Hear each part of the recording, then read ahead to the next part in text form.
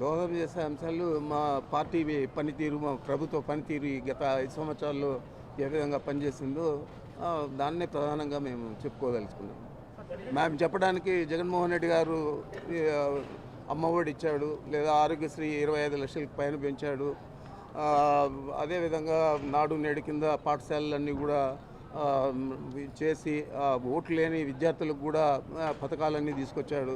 మంచి చదువు ఇవ్వాలని చెప్పి ఇంగ్లీష్ మీడియంలో చెప్పేదే కాకుండా వాళ్ళకి ట్యాబ్లు అన్నీ ఇచ్చి అన్ని రకాల కూడా డ్రెస్ దగ్గర నుంచి బుక్స్ దగ్గర నుంచి అన్నీ కూడా డిక్షనరీ దగ్గర నుంచి అన్నీ కూడా ఇవ్వడం జరుగుతుంది. మరి ఇవన్నీ కూడా మేము చెప్పుకునేదానికి ప్రధాన అంశాలు ఎన్నికల్లో.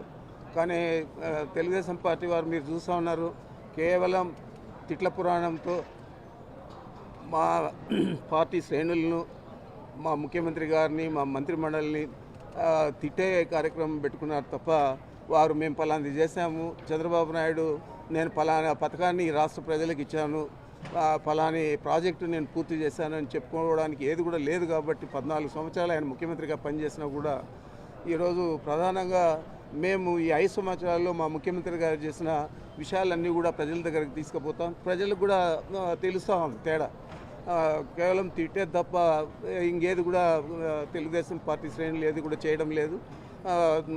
తండ్రి ఒక చోట, తల్లి ఒక చోట, కుమారుడు ఒక చోట అందరినీ తిట్టే కార్యక్రమాలు పెట్టుకున్నారు తప్ప అయిపోయింది 20 రోజుల్లో అయిపోయింది, 30 రోజుల్లో అయిపోయింది వైఎస్ఆర్ కాంగ్రెస్ పార్టీ పని అని చెప్పే తప్ప నేను ఫలాంటి చేశాను రాష్ట్ర ప్రజలకు నాకు ఓటేయండి అని చెప్పి అడిగే అర్హత చంద్రబాబుకు లేదు. మేము చెప్పుకునే దానికి అన్నీ కూడా సంక్షేమ పథకాలు కానీ అభివృద్ధి కార్యక్రమాలు కానీ అన్నీ కూడా చెప్పుకుంటున్నాం. ప్రధానంగా ఈరోజు చూస్తే 26వ తేదీ కుప్పంకి వస్తా ఉన్నాడు ముఖ్యమంత్రి గారు హంద్రీనివా నీళ్లు వదలడానికి. 14 సంవత్సరాలు ఆయన హంద్రీనివా కాలువను కూడా తోకలేదు. అది కూడా ఈరోజు మన ముఖ్యమంత్రి గారే పూర్తి చేసి దాన్ని ప్రారంభించడానికి కూడా వస్తూ ఉన్నారు. మరి ఇలాంటి విషయాలన్నీ కూడా ప్రజల ముందుకు తీసుకెళ్తాం. మేము ప్రధాన అస్త్రం మాది అభివృద్ధి, సంక్షేమం. వారిది తిట్ల పురాణం తప్ప ఇంకేదీ లేదు.